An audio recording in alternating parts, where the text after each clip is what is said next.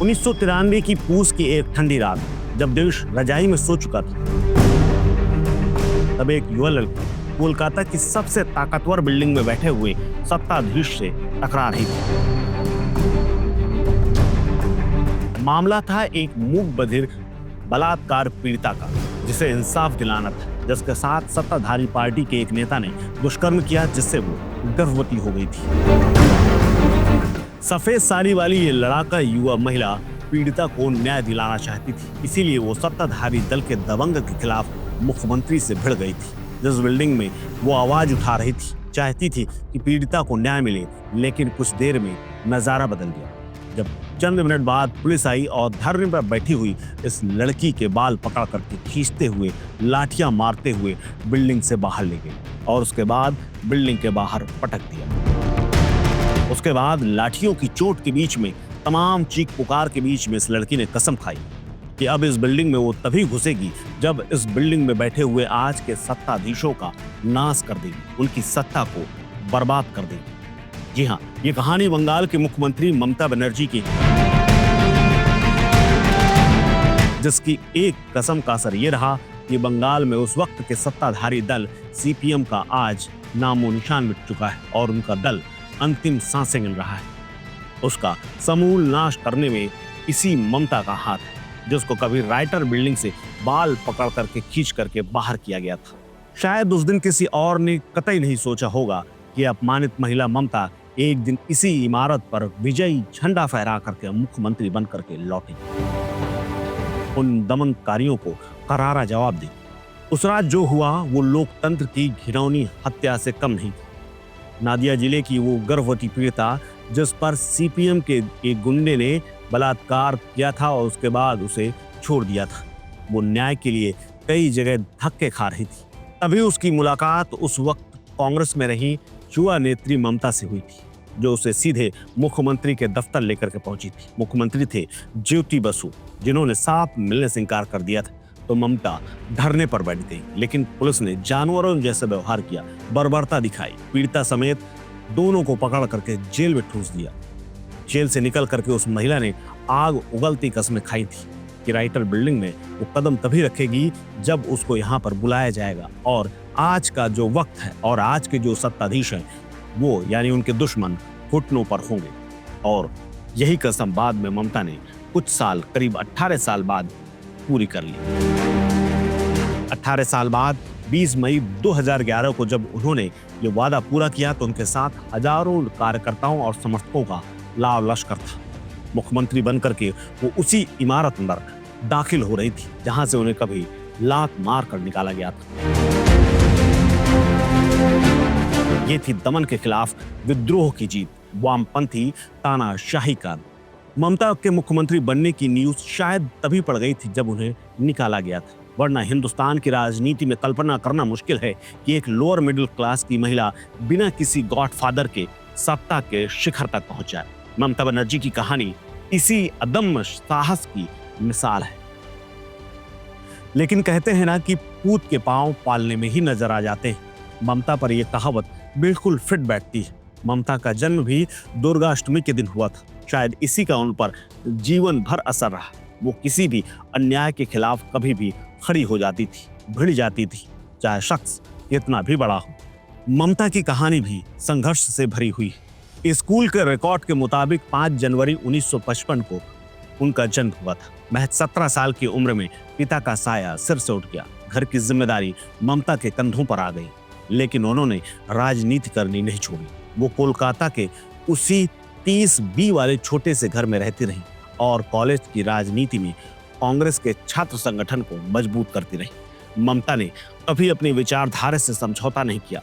साल था 1970 और इस दशक में नक्सलवादी आंदोलन और वाम पंथ का जोर खूब था। ममता ने इन्हीं के खिलाफ सड़कों पर उतर करके संघर्ष का रास्ता अपनाया। ममता का अंदाज शुरू से ही बागी था। सीएम से टकराने से पहले वो कांग्रेस में रह करके सीधे टकराना उनका सगल बन गया था। 1975 में जयप्रकाश नारायण की कार की बोनट में चढ़ना हो या फिर प्रधानमंत्री मोरारजी देसाई को काला झंडा दिखाना, ममता कभी पीछे नहीं हटी।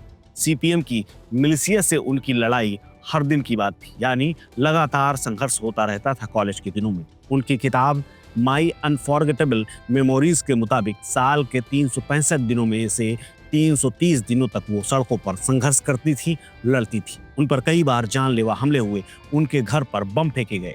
कहा जाता है 16 अगस्त 1990 को हाजरा मोड़ पर लालू आलम नाम के एक शख्स ने उनके सिर पर लोहे की राड से हमला किया था, जिससे वो बुरी तरह घायल हो गई थी और लंबे समय तक अस्पताल में जिंदगी और मौत से जूझती रही। लौटी तो उनके तेवर में कोई एरर नहीं था। लगातार वो वैसे ही बेबाक थी, बिना डरे वो संघर्ष करती रही। इसीलिए उनकी चर्चा कोलकाता से लेकर के दिल्ली तक होती थी। दिल्ली में बैठे हुए नेता उन्हें भरपूर पहचानते थे। इसीलिए राजीव गांधी ने उनको बुला करके 1983 में मुलाकात की थी और इसी मुलाकात में कह दिया था कि जाओ चुनाव की तैयारी करो। चुनावी साल आया 1984 में, तो लोकसभा में उन्हें यानी ममता को जाधवपुर सीट से टिकट मिल गया। ये सीट बेहद मुश्किल थी, क्योंकि उनके सामने वामपंथ के दिग्गज नेता सोमनाथ चटर्जी थे, जो कई बार जीत चुके थे और पुराने अनुभवी नेता थे। ममता का पहला चुनाव था, तो लोगों को लगा कि ममता उनके सामने टिक नहीं पाएंगे, लेकिन 29 साल के इस लड़की ने कद्दावर नेता को धूल चटा दी और संसद में प्रवेश कर लिया।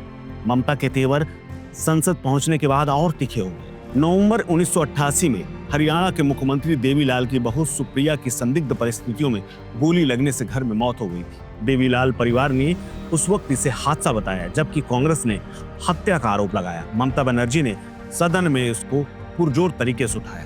ममता ने सदन की कार्रवाई के दौरान जब 0 आवर आया तो इस मुद्दे को उठाया और इस मामले में सीबीआई जांच की मांग कर डाली। विपक्ष के नेता उनका समर्थन करने की बजाय बार बार टोकाटाकी कर रहे थे।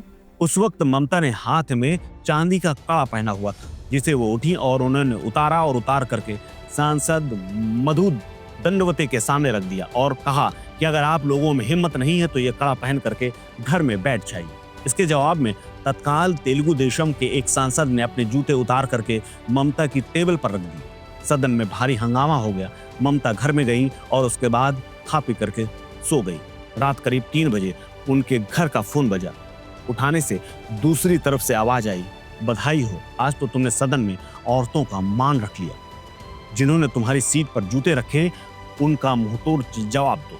ये आवाज प्रधानमंत्री राजीव गांधी की थी। पहली बार सांसद बनी युवा नेता के लिए यही बड़ी बात थी कि प्रधानमंत्री का उनके पास फोन आ गया। साल आया 1987-88। राजीव गांधी ममता को यूथ कांग्रेस का अध्यक्ष बनाना चाहते थे, लेकिन उनकी अपनी ही पार्टी के तमाम नेताओं ने उनका विरोध करना शुरू कर दिया। आखिर में यह तय हुआ कि ममता को महिला कांग्रेस में समायोजित कर दिया जाए। तभी बंगाल के दौरे में आए राजीव गांधी दिल्ली लौट रहे थे। फ्लाइट में उनके साथ ममता और कई कांग्रेसी नेता भी थे। तभी राजीव ने अपने मन की बात कह दी। राजीव ने ममता की तारीफ की और कहा कि ममता, तुम अच्छा काम कर रही हो, मैं तुम्हें कुछ बड़ी जिम्मेदारी देना चाहता हूं, अगर तुम कहो तो। ममता ने कहा, ठीक है, आपका ये कहना ही बड़ी बात है, मुझे कुछ नहीं चाहिए, मैं महिला कांग्रेस में नहीं जाऊंगी। यानी उन्हें पता था और राजीव भी इस बात को समझ गए। तो उन्होंने तत्काल कहा, ठीक है, तुम नहीं जाना चाहती तो मैं तुमसे नहीं कराऊंगा, यानी जो तुम्हारी मर्जी हो वही करना। दरअसल ममता का मन बंगाल में ही लगता था। वो दिल्ली कभी जाना ही नहीं चाहती थी, वो बंगाल में रहना चाहती थी। लेकिन बंगाल कांग्रेस में इतनी इनफाइटिंग थी कि ममता बनर्जी का टिकना आसान नहीं था। उनके लिए लगातार साजिशें रची जाती थी, उन्हें दरकिनार करने की हमेशा कोशिश की जाती रही। ममता बनर्जी के समर्थक ये मानते हैं कि 1989 के लोकसभा चुनाव में कांग्रेस ने लेफ्ट के साथ मिलकर के ममता बनर्जी को बाकायदा चुनाव हरवा दिया था। चुनाव हारने के बाद ममता ने दिल्ली छोड़ दी और पूरा फोकस बंगाल पर कर दिया। 1990 में बसों के किराया बढ़ाए जाने का मामला हो, जिसमें उन्होंने आंदोलन कर दिया। उसके बाद पुलिस की गोलियों से 3 लोग मारे गए थे। ममता बनर्जी को भी नजरबंद कर दिया गया था। 12 अगस्त आया, साल था 1990 का। तब राजीव गांधी के निजी सचिव का फोन आया और उन्हें दिल्ली बुला लिया गया। ममता दिल्ली पहुंची। दिल्ली में राजीव ने ममता से कहा, इंतजार बहुत लंबा हो गया है, अब तुम्हें पश्चिम बंगाल यूथ कांग्रेस की कमान संभाल लेनी चाहिए। साथ ही राजीव ने ममता को लेकर के चिंता भी जाहिर की और कहा, तुम्हारी जान को भी खतरा है, तुम्हें मारने की प्लानिंग हो रही है, मुझे बाहर से खबरें आ रही। तब ममता ने राजीव को धन्यवाद दिया और वापस कोलकाता लौट आई। 16 अगस्त 1990 को कोलकाता में कांग्रेस का बड़ा प्रदर्शन था। ममता बनर्जी की मां को डर था कि कहीं ममता को अगर प्रदर्शन में जाने से रोका नहीं तो ममता के साथ कुछ भी हो सकता है, लेकिन ममता नहीं मानी। मां को कुछ गलत अंदेशा था और यह अंदेशा सही भी साबित हुआ, क्योंकि हाजरा मोड़ के पास 4-5 टैक्सियों में भर करके आए हुए गुंडे रैली पर टूट पड़े।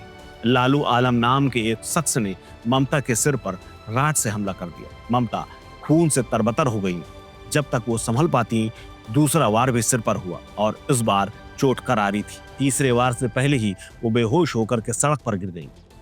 अस्पताल में ममता काफी दिनों तक जिंदगी और मौत के बीच में जूझती रही। उनके बचने की संभावना नाम मात्र की थी, लेकिन कहते ना कि ममता लड़ाकू ही थी और लड़ाकू पैदा ही हुई थी। इसीलिए ममता को भगवान पर भरोसा था। उन्होंने माना कि भगवान ने चाहा है तभी वो बच गई। उन्होंने बाकायदा ठीक होने के बाद इसके बारे में बात भी की थी, लेकिन ये चोट आज भी उन्हें परेशान करती है और आज भी उनके सिर में इस चोट का दर्द है। हालांकि कांग्रेस के नेता यहाँ भी नहीं माने। उन्हें हैरानी इस बात की हुई कि अस्पताल में ममता को देखने हजारों की भीड़ आई है।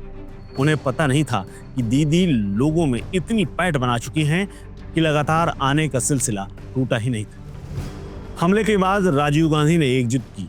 राजीव गांधी इस बार नहीं माने। उन्होंने ममता बनर्जी को यूथ कांग्रेस का प्रेसिडेंट बना दिया। इस हमले के बाद ममता की राजनीति का एक नया अध्याय भी शुरू हो गया। उन्होंने 2 मोर्चों पर लड़ाई शुरू की। एक तो पार्टी के बाहर की सीपीएम से और दूसरी पार्टी के अंदर यानी बंगाल कांग्रेस के नेताओं से। और ये लड़ाई शुरू हुए ज्यादा दिन नहीं हुए थे कि ममता को अब तक का बड़ा झटका लग गया। जिनके भरोसे ममता राजनीति में आई थी वो राजीव गांधी मार दिए गए, यानी राजीव गांधी की हत्या हो गई।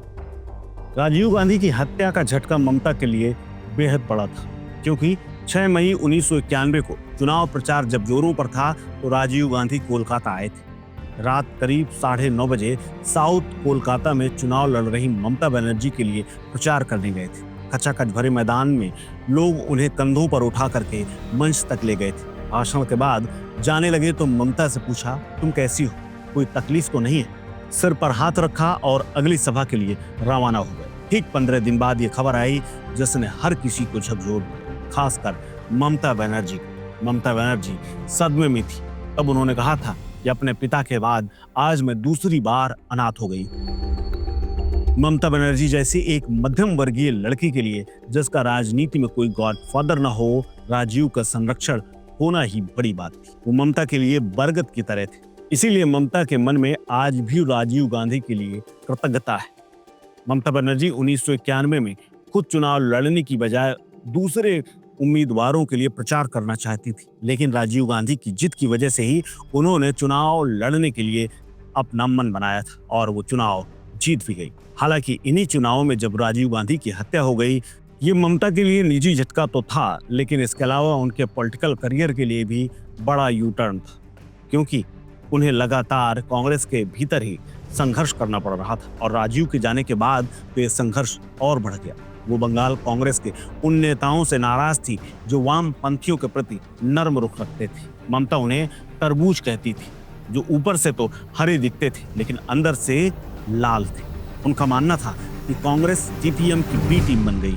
1993 में जब पुलिस फायरिंग में 13 कार्यकर्ता मारे गए थे तो ममता ने आर पार की लड़ाई का मन बना लिया था। हालांकि जब पीएम नरसिम्हा राव की कैबिनेट में मानव संसाधन विकास मंत्रालय, युवा मामले, खेल, महिला और बाल विकास राज्य मंत्री बनी तो उसके बाद उनका कद और बढ़ गया। हालांकि उन्हें पहले ही इसकी कोई उम्मीद नहीं थी, लेकिन जब पद मिला तो संभाल लिया और काम भी किया। लुटियन से दिल्ली, हालांकि उनको कभी रास नहीं आई। माँ, माटी और मानुस, बंगाल ही उनके लिए सब कुछ था, जहां पार्टी में आपसी गुटबाजी इतनी थी कि कम्युनिस्ट सरकार को चुनौती देने वाला उनकी पार्टी की तरफ से कोई खड़ा तक नहीं होता था। यानी मिला जुला मामला संतुलन के साथ चलता था। उन्होंने इसीलिए बंगाल कांग्रेस के अध्यक्ष पद के लिए दावेदारी की, लेकिन मिलजुल करके सबने उन्हें यहाँ भी दांव दे दिया और चुनाव हरा दिया। कुछ सालों में ही ममता इतनी आजीज आ गईं कि उन्होंने 97 में बड़ा फैसला लिया। 1997 में जब कांग्रेस अधिवेशन के दौरान उन्होंने अपनी अलग पार्टी का ऐलान किया तो तृणमूल यानी जमीनी कार्यकर्ता के तौर पर लड़ाई लड़ने का निर्णय ले चुकी थी। सोनिया गांधी ने उन्हें खूब मनाने की कोशिश की, लेकिन ममता का फैसला अटल था। वो जिद्दी थी। 1 जनवरी 1998 को तृणमूल कांग्रेस का गठन किया और ममता का सियासी सफर यहीं से शुरू हो गया। लेकिन यह सफर आसान नहीं था। एनडीए सरकार में वो रेल मंत्री भी रही थी, लेकिन वैचारिक मतभेद के बाद साल 2004 में उनकी पार्टी सिर्फ 1 सीट पर सिमट गई। तो लग रहा था कि तृणमूल की पूरी राजनीति खत्म हो गई थी, क्योंकि वो सीट जीतने वाली अकेली ममता ही थी। लेकिन यहां भी उन्होंने राइटर बिल्डिंग वाला काम जारी रखा, यानी सीपीएम को समूल रूप से खत्म कर देना। साल 2006 के जब विधानसभा चुनाव आए तो उन्हें करारी हार मिली, लेकिन ममता का मन नहीं माना और उन्होंने हार नहीं मानी। परिवर्तन का असली मौका तब आया जब लेफ्ट सरकार ने सिंगूर और नंदीग्राम में जबरन जमीन अधिग्रहण शुरू कर दिया। किसानों से जमीनें छीनी जाने लगी। तब ममता को मौका मिला और ममता ने किसानों की आवाज उठाई और 26 दिनों तक आमरण अनशन किया। इसी दौरान तापसी मलिक जैसी कार्यकर्ता के साथ न सिर्फ बलात्कार किया गया, बल्कि उनकी हत्या कर दी गई और इसी हत्या ने आंदोलन में घी का काम किया। नंदीग्राम सिंगूर में धरना प्रदर्शन अपने चरम पर था। कई लोग मारे जा चुके थे, गोलियां चल रही थी, हिंसा भी हुई थी। एक नाबालिग लड़की तापसी मलिक को भी मार दिया गया था और ये मुद्दा इतना बड़ा हो गया कि ममता बनर्जी ने इस आंदोलन को युद्ध बना दिया। ममता बनर्जी आमरण अनशन पर बैठी थी, लोग उनके साथ खड़े थे। ममता को व्यापक जन समर्थन मिल रहा था। 18 सितंबर को सिंगूर कृषि भूमि रक्षा समिति की एक युवा कार्यकर्ता को जब मारा गया तो उसके बाद यह मामला आग की तरह फैल गया और ममता की चर्चा पूरे देश में होने लगी। पुलिस ने मामले को दबाने की कोशिश की, लेकिन इसके बाद मामला और बड़ा हो गया, क्योंकि ये घटना दिल्ली की मीडिया तक पहुंच चुकी थी। मीडिया में सिंगूर की कहानियां छाई हुई थी। संसद में हंगामा हो रहा था। टाटा को नैनो प्लांट लेकर के भागना पड़ा और वो सीधे गुजरात जाकर के शरण पाए और यहीं से ममता के उदय और लेफ्ट के पतन की शुरुआत हो गई। साल 2011 में ममता ने मां माटी मानुस के नारे के साथ 34 साल पुराने वामपंथी किले को ढा दिया। 28 दिसंबर को ममता बनर्जी ने प्रधानमंत्री मनमोहन सिंह और राष्ट्रपति अब्दुल कलाम के अनुरोध पर जब आमरण अनशन खत्म किया, तब तक वो बड़ी नेता हो चुकी थी। साल 2011 में मुख्यमंत्री बनने के बाद ममता बनर्जी ने बंगाल के विकास और लोक लुभावन योजनाओं की झड़ी लगा दी, लेकिन सत्ता के साथ नई चुनौतियां भी आईं। जो ममता कभी वामपंथियों पर गुंडागर्दी और भ्रष्टाचार के आरोप लगाती थी, धीरे धीरे उनकी पार्टी पर भी वैसे ही आरोप लगने लगे।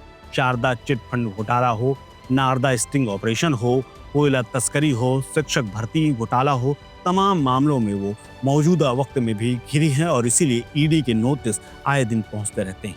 उनके कई मंत्री और विधायक जेल भी गए हैं। केंद्रीय एजेंसियों के साथ उनका टकराव लगातार सुर्खियों में और अब तो एसआईआर के बहाने लगातार चुनाव आयोग से ममता बनर्जी केंद्र सरकार पर भेदभाव का आरोप लगाती रही और खुद को बंगाली अस्मिता का सबसे बड़ा रक्षक।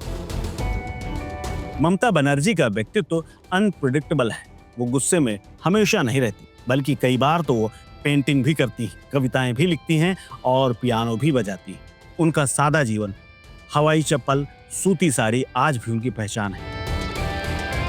वो एक ऐसी स्ट्रीट फाइटर हैं जो किसी भी प्रोटोकॉल की परवाह किए बिना जनता के बीच पहुंच जाती है। RG Kar medical college rape case के दौरान जब विरोध प्रदर्शन हुए तो ममता खुद न्याय की मांग करते हुए सड़क पर उतरी। हालांकि उनकी पुलिस पर ही मामले को दबाने के खूब आरोप लगे। बाद में सीबीआई ने मामले का खुलासा किया। आज बंगाल की राजनीति में धर्म और जाति का असर साफ दिखने लगा है। मुस्लिम वोट बैंक टीएमसी का मजबूत आधार बना हुआ है, जबकि बीजेपी हिंदू वोटों को एकजुट करने में लगी है। ममता बनर्जी के लिए आगे की राह आसान नहीं।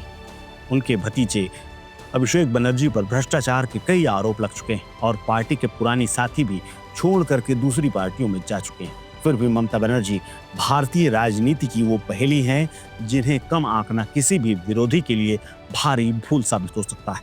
ममता बनर्जी की सरकार के खिलाफ उन्हीं के स्टाइल में, उन्हीं के सिपे सालारों के सहारे बीजेपी आज हमलावर है। 2011 से 2025 तक ममता बनर्जी के कई सारे सहयोगी छोड़कर जा चुके हैं। 26 शुरू हुआ है और ये चुनावी साल है। ममता के ऑटोक्रेटिक रवैये का जिक्र हमेशा होता है, लेकिन इन सब से बेफिक्र ममता अपनी माँ, माटी और मानुष की राजनीति को चला रही। एक साधारण महिला का इतने लंबे समय तक सत्ता पर पकड़ बनाए रखना अपने आप में रिसर्च का विषय है। संसद में एक बार तो उन्हें जब गिराने की कोशिश की गई थी, जब लंगड़ी लगाई गई थी, तो उन्होंने पलट करके उस नेता का कॉलर पकड़ करके बाहर तक ले गई थी। जब उनसे पूछा गया कि आपने ऐसा क्यों किया, तो उन्होंने कहा कि मैं तो बाल पकड़ करके खींचना चाहती थी, लेकिन सांसद साहब तो गंजे थे।